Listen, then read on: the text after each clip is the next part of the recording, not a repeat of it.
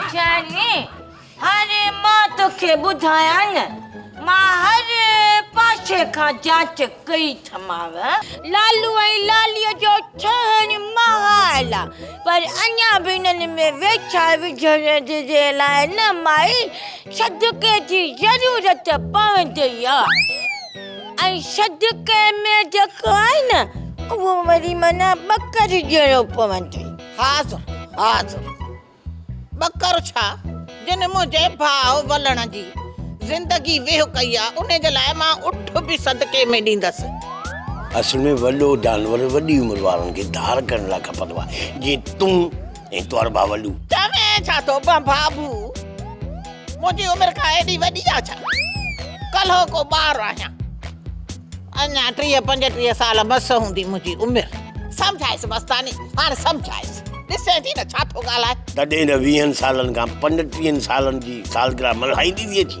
मौलाइण मस्तानी हे तो वारो मुड़ुसु बाबू तोखां वधीक पहतल आहे छा या इहे ईअं ठॻीअ जा ठाह थो ठाहे। बाबू फिलहाल माथ करे वेही रहो पंहिंजी ताक़त जो घणो इस्तेमालु न कर त मंत्र हणी करे ऐं गुंगो ऐं ॿोरो न करे छॾाए।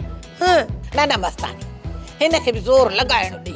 हा मतां लालू ऐं लालीअ खे वेढ़ाए विझे कख हेठो लको पियो आहे मन हिन मां ई फ़ाइदो थिए। शैतानी माण्हुनि खे वेढ़ाइण शैतान जो कमु आहे भली तूं पंहिंजे वॾे भाउ वलू खां पुछी ॾिस। कंट्रोल कर बाबू कंट्रोल कर। हा माई सेठाई हाणे मां जिन्हनि जे वॾे सरदार जी शादीअ में वञण जी तयारी कंदसि हंबल बिल शबल व तुशी व शर। हाणे माई जल्दी वञी न ॿकर जो बंदोबस्त कर न त जेके तोखे मां तावीज़ ॾिना आहिनि न उन्हनि जो असर बि ख़तमु थी वेंदो पोइ मूं ते मयार न कजांइ। हा अचां थी सरदार अचां थी। मस्तानी सरदार जी शादी ते सेठानी खे वठी हल। मतां सेठानी सरदार जिन जी 717 साल थी पवे। ना बाबा मुंहिंजी तोबा मुंहिंजी सारी मूंखे कंहिं जिन सां शादी करणी न आहे। ईअं न थिए त सुभाणे मथां मां मज़ारनि ते कंधु हणंदी। मां हाणे हलां थी मस्तानी जी जल मां छेलो मोकिले थी ॾियांव पई बसि दुआ जी नज़र। हेॾा बि ॾिसजां हेॾा बि ॾिसजां होॾा बि ॾिसजां चरी सुशली हिते जीवन जिनरे जा नंढड़ा बचड़ा अथई मथां चिपारे न छॾियां।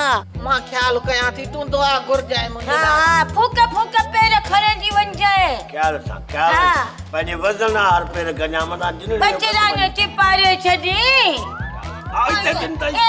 तेजी माने जिनरो तई ते नहीं ते नहीं त मनीष कुंडरीअ खां एॾा नंढड़ी न जिनड़ी।